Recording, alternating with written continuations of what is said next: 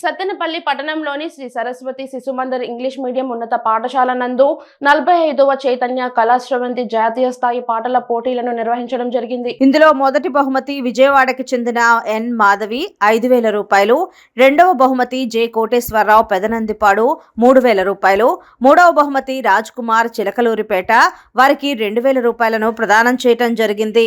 పోతుగడ్డ కోటేశ్వరరావు ముఖ్య అతిథిగా పాల్గొని బహుమతులను ప్రదానం చేశారు.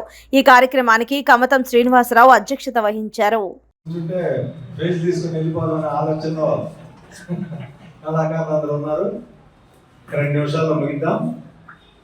ఎందుకంటే మీరు సుదీర్ఘ ప్రాంతాల నుంచి ఇక్కడికి వచ్చారు, చక్కగా కార్యక్రమాల్లో పాల్గొనాలి. ప్రైజ్ రావచ్చు, రాకపోవచ్చు, అది మనం ఆడటమే మన వద్దు. తర్వాత ప్రైజ్ వస్తుందా రాదనేది కాదు.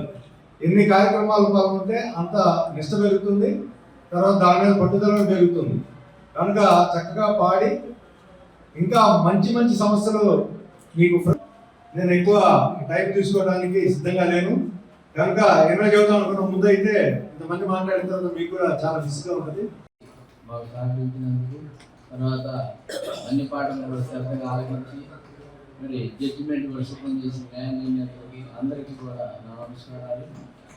మరి ఈరోజు కార్యక్రమానికి విచ్చేసిన విలేకరులకి అందరికీ పేరు పేరున ధన్యవాదాలు.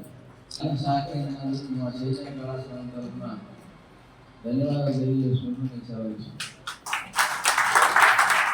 వీడియో గాయని రాజలక్ష్మి గారు మా ఇంటి ఎదురు మేము ఉండేవాళ్ళం. అక్కడికి వస్తుంటారు సుబ్బారావు గారు.